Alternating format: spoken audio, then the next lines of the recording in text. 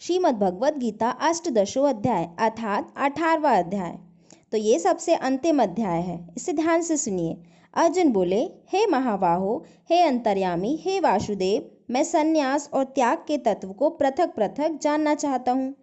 तब श्री कृष्ण बोले, कितने ही पंडित जन तो काम्य कर्मों के त्याग को संन्यास समझते हैं तथा दूसरे विचार कुशल पुरुष सब कर्मों के फल के त्याग को त्याग कहते हैं। कई एक विद्वान ऐसा कहते हैं कि कर्म मात्र दोष युक्त है, इसलिए त्यागने के योग्य है, और दूसरे विद्वान यह कहते हैं कि यज्ञ, दान और तप रूप कर्म त्यागने योग्य नहीं है।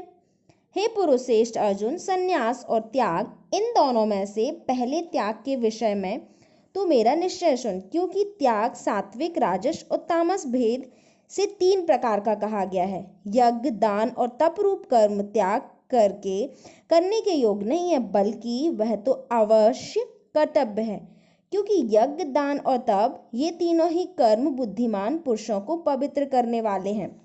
इसलिए हे पार्थ, इन यज्ञ, दान और तप रूप कर्मों को तथा और भी संपूर्ण कर्तव्य कर्मों को आसक्ति और फलों का त्याग करके अवश्य करना चाहिए। यह मेरा निश्चय किया हुआ उत्तम मत है। निश्चित और काम्य कर्मों का तो स्वरूप में त्याग करना उचित ही है, परंतु नियत कर्म का स्वरूप से त्याग करना उचित नहीं है। इसलिए मोह के कारण उसका त्याग कर देना तामस त्याग कहा गया है। जो कुछ कर्म है वह सब दुख रूप ही है, ऐसा समझकर यदि कोई शारीरिक क्लेश के भय से कर्तव्य कर्म का त्याग कर दे तो वह ऐसा राजस त्याग करके त्याग के फल को किसी प्रकार भी नहीं पाता। हे अर्जुन, जो शास्त्र विहित कर्म करना कर्तव्य है, इसी भाव से आसक्ति और फल का त्याग करके किया जाता है, वही सात्विक त्याग माना गया है। जो मनुष्य अकुशल कर्म से तो द्वेष नहीं करता और कुशल कर्म से आसक्त नहीं होता, वह शुद्ध सत्व गुण से युक्त पुरुष, संशय रहित, बुद्धिमान और सच्चा त्यागी है। क्योंकि शरीरधारी किसी भी मनुष्य के द्वारा संपूर्णता से सब कर्मों का त्याग किया जाना शक्य नहीं है, इसलिए जो कर्म फल का त्यागी है वही त्यागी है। यह कहा जाता है कि कर्म फल का त्याग ना करने वाले मनुष्यों के कर्मों का तो अच्छा, बुरा और मिला हुआ ऐसे 3 प्रकार का फल मरने के पश्चात अवश्य होता है, किंतु कर्म फल का त्याग कर देने वाले मनुष्यों के कर्मों का फल किसी काल में भी नहीं होता। हे महाबाहो, संपूर्ण कर्मों की सिद्धि के ये 5 हेतु कर्मों का अंत करने के लिए उपाय बतलाने वाले सांख्य शास्त्रों में कहे गए हैं, उनको तू मुझसे भली भांति जान। इस विषय में अर्थात कर्मों की सिद्धि में अधिष्ठान और कर्ता तथा भिन्न भिन्न प्रकार के कारण एवं नाना प्रकार की अलग अलग चेष्टाएं और वैसे ही 5वां हेतु देव है। मनुष्य मन, वाणी और शरीर से शास्त्रानुकूल अथवा विपरीत जो कुछ भी कर्म करता है उसके ये 5 कारण हैं, परंतु ऐसा होने पर भी जो मनुष्य अशुद्ध बुद्धि होने के कारण उस विषय में यानी कर्मों के होने में केवल शुद्ध स्वरूप आत्मा को कर्ता समझता है, वह मलिन बुद्धि वाला अज्ञानी यथार्थ नहीं समझता। जिस पुरुष के अंतःकरण में मैं करता हूँ ऐसा भाव नहीं है तथा जिसकी बुद्धि सांसारिक पदार्थों में और कर्मों में लिपायमान नहीं होती, वह पुरुष इन सब लोगों को मारकर भी वास्तव में ना तो मारता है और ना पाप से बांधता है। ज्ञाता, ज्ञान और ज्ञेय ये 3 प्रकार की कर्म प्रेरणा और कर्ता, करण तथा क्रिया ये 3 प्रकार का क्रम संग्रह है। बोल सकते हैं कि कर्म संग्रह है। गुणों की संख्या करने वाले शास्त्र में ज्ञान और कर्म तथा कर्ता गुणों के भेद से 3 प्रकार के ही कहे गए हैं, उनको भी तू मुझसे भली भांति सुन। जिस ज्ञान से मनुष्य पृथक पृथक सब भूतों में एक अविनाशी परमात्म भाव को विभाग रहित समभाव से स्थित देखता है, उस ज्ञान को तो तू सात्विक जान। किंतु जो ज्ञान अर्थात जिस ज्ञान के द्वारा मनुष्य संपूर्ण भूतों में भिन्न भिन्न प्रकार के नाना भावों को अलग अलग जानता है, उस ज्ञान को तू राजस जान। परंतु जो ज्ञान एक कार्य रूप शरीर में ही संपूर्ण के सदृश आसक्त है तथा जो बिना युक्त वाला तात्विक से रहित और तुच्छ है, वह तामस कहा गया है। जो कर्म शास्त्र विधि से नियत किया हुआ और कर्तापन के अभिमान से रहित हो तथा फल ना चाहने वाला पुरुष द्वारा बिना राग द्वेष के किया गया हो वह सात्विक कहा जाता है।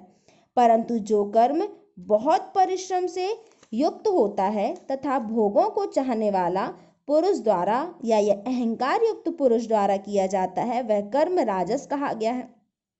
जो कर्म परिणाम, हानि, हिंसा और सामर्थ्य को ना विचार कर केवल अज्ञान से आरंभ किया जाता है वह तामस कहा जाता है।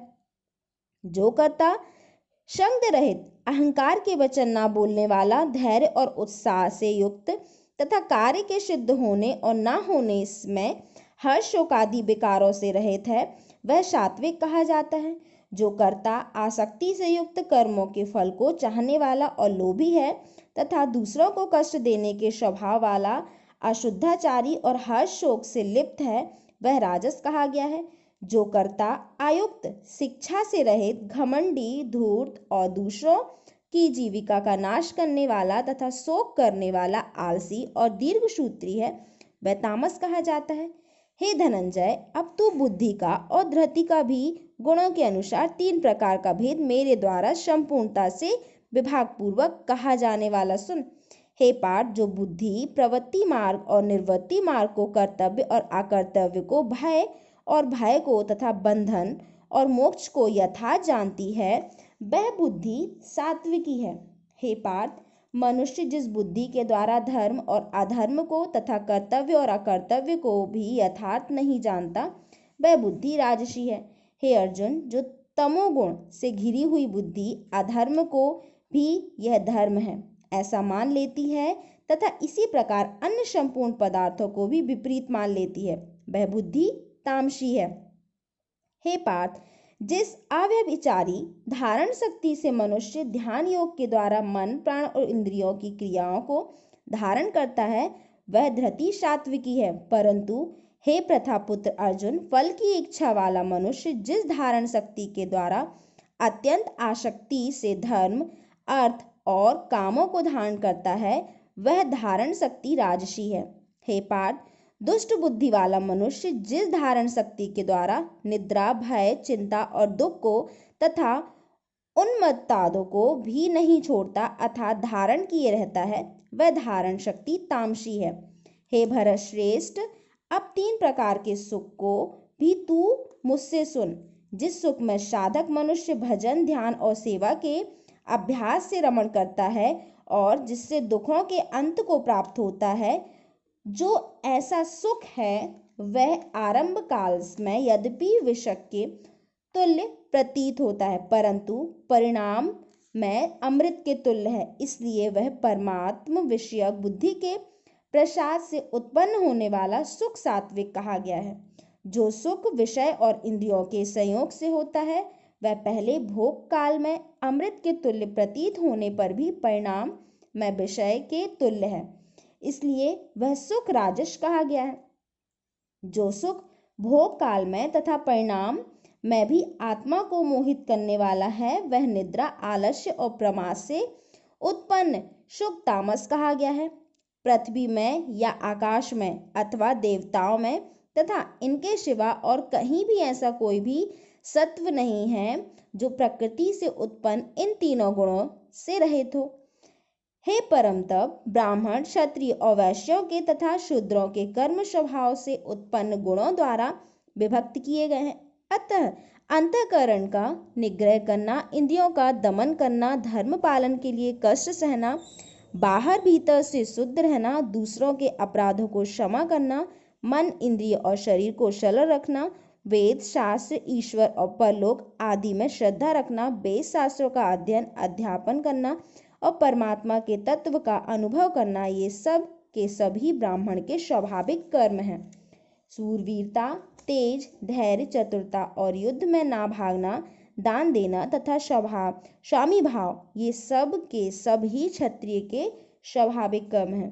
खेती, गोपालन और क्रय विक्रय रूप सत्य व्यवहार, ये वैश्य के स्वाभाविक कर्म हैं तथा सब वर्णों को सेवा करना शूद्र का भी स्वाभाविक कर्म है। अपने अपने स्वाभाविक कर्मों से तत्परता से लगा हुआ मनुष्य भगवत प्राप्ति रूप परम सिद्धि को प्राप्त हो जाता है। अपने स्वाभाविक कर्म में लगा हुआ मनुष्य जिस प्रकार से कर्म करके परम सिद्धि को प्राप्त होता है, उस विधि को तू सुन। जिस परमेश्वर से संपूर्ण प्राणियों की उत्पत्ति हुई है, जिससे यह समस्त जगत व्याप्त है, उस परमेश्वर की अपने स्वाभाविक कर्मों द्वारा पूजा करके मनुष्य परम सिद्धि को प्राप्त हो जाता है। अच्छी प्रकार आचरण किए हुए दूसरों के धर्म से गुण रहित भी अपना धर्म श्रेष्ठ है, क्योंकि स्वभाव से नियत किए हुए स्वधर्म रूप कर्म को करता हुआ मनुष्य पाप को नहीं प्राप्त होता है। अतएव हे कुंती पुत्र, दोषयुक्त होने पर भी सहज कर्म को नहीं त्यागना चाहिए, क्योंकि धुएं से अग्नि की भांति कभी कर्म किसी न किसी दोष से युक्त है। सर्वत्र आसक्ति रहित बुद्धि वाला, स्पृहा रहित और जीते हुए अंतःकरण वाला पुरुष सांख्य योग के द्वारा उस परम नैष्कर्म सिद्धि को प्राप्त होता है, जो कि ज्ञान योग की परानिष्ठा है। उस नैष्कर्म सिद्धि को जिस प्रकार से प्राप्त होकर मनुष्य ब्रह्मा को प्राप्त होता है, उस प्रकार होए कुंती पुत्र, तू संक्षेप में ही मुझसे समझ। विशुद्ध बुद्धि से युक्त तथा हल्का सात्विक और नियमित भोजन करने वाला, शब्द आदि विषयों का त्याग करके एकांत और शुद्ध देश का सेवन करने वाला, सात्विक धारण शक्ति के द्वारा अंतःकरण और इंद्रियों का संयम करके मन, वाणी और शरीर को वश में कर लेने वाला, राग द्वेष को सर्वथा नष्ट करके भली भांति दृढ़ वैराग्य का आश्रय लेने वाला तथा अहंकार, बल, घमंड, काम, क्रोध और परिग्रह का त्याग करके निरंतर ध्यान योग के परायण रहने वाला, ममता रहित और शांति युक्त पुरुष सच्चिदानंद ब्रह्मा में अभिभिन्न भाव से स्थित होने का पात्र होता है। फिर वह सच्चिदानंद ब्रह्मा में एक ही भाव से स्थित प्रसन्न मन वाला योगी ना तो किसी के लिए शोक करता है और ना किसी की आकांक्षा ही करता है। ऐसा समस्त प्राणियों में समभाव वाला योगी मेरी पराभक्ति को प्राप्त होता है। उस पराभक्ति के द्वारा वह मुझ परमात्मा को मैं जो हूँ और जितना हूँ ठीक वैसा का वैसा तत्व से जान लेता है तथा उस भक्ति से मुझको तत्व से जानकर तत्काल ही मुझ में ही प्रविष्ट हो जाता है। हे परायण हुआ कर्मयोगी, तो संपूर्ण कर्मों को सदा करता हुआ भी मेरी कृपा से सनातन अविनाशी परम पद को प्राप्त हो जाता है। सब कर्मों को मन से मुझ में अर्पण करके तथा सम बुद्धि रूप योग को अवलंबन करके मेरे परायण और निरंतर मुझ में चित्त वाला हो, उपयुक्त प्रकार से मुझ में चित्त वाला होकर तू मेरी कृपा से समस्त संकटों को अनायास ही पार कर जाएगा, और यदि अहंकार के कारण मेरे वचनों को ना सुनेगा तो नष्ट हो जाएगा, अर्थात परमार्थ से भ्रष्ट हो जाएगा। जो तू अहंकार का आश्रय लेकर यह मान रहा है कि मैं युद्ध नहीं करूंगा, तो तेरा यह निश्चय मिथ्या है, क्योंकि तेरा स्वभाव मुझे जबरदस्ती युद्ध में लगा देगा। हे कुंती पुत्र, जिस कर्म को तू मोह के कारण करना नहीं चाहता, उसको भी अपने पूर्व के स्वाभाविक कर्म से बंधा हुआ परवश होकर करेगा। हे अर्जुन, शरीर रूप यंत्र में आरूढ़ हुए संपूर्ण प्राणियों को अंतर्यामी परमेश्वर अपनी माया से उनके कर्मों के अनुसार भ्रमण कराता हुआ सब प्राणियों के हृदय में स्थित। हे भारत, तू सब प्रकार से उस परमेश्वर की शरण में जा। उस परमात्मा की कृपा से ही तू परम शांति को तथा सनातन परम धाम को प्राप्त होगा। इस प्रकार इस गोपनीय से भी अति गोपनीय ज्ञान मैंने तुझसे कह दिया। अब तू इस रहस्ययुक्त ज्ञान को पूर्णतया भली भांति विचार कर, जैसे चाहता है वैसे ही कर। संपूर्ण गोपनीयों से अति गोपनीय मेरे परम रहस्ययुक्त वचन को तू फिर भी सुन।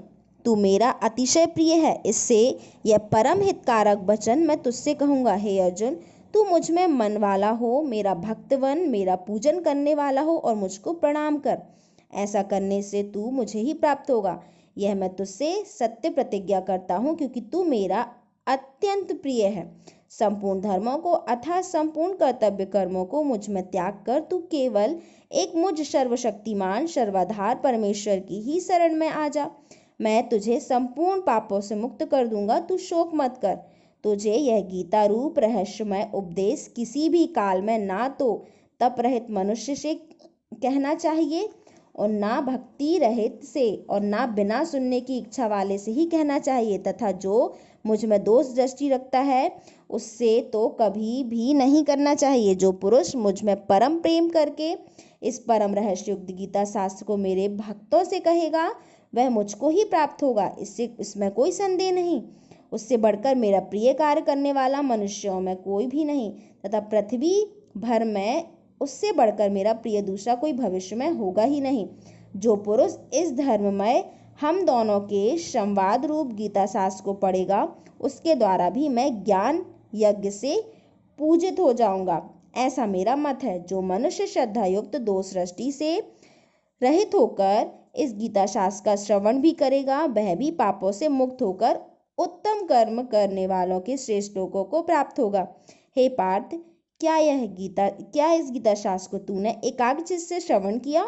और हे धनंजय, क्या तेरा अज्ञान जनित मोह नष्ट हो गया? अर्जुन बोले, हे अच्युत, हे श्री कृष्ण, आपकी कृपा से मेरा मोह नष्ट हो गया और मैंने स्मृति प्राप्त कर ली। अब मैं संशय रहित होकर स्थित हूँ, अतः आपकी आज्ञा का पालन करूंगा।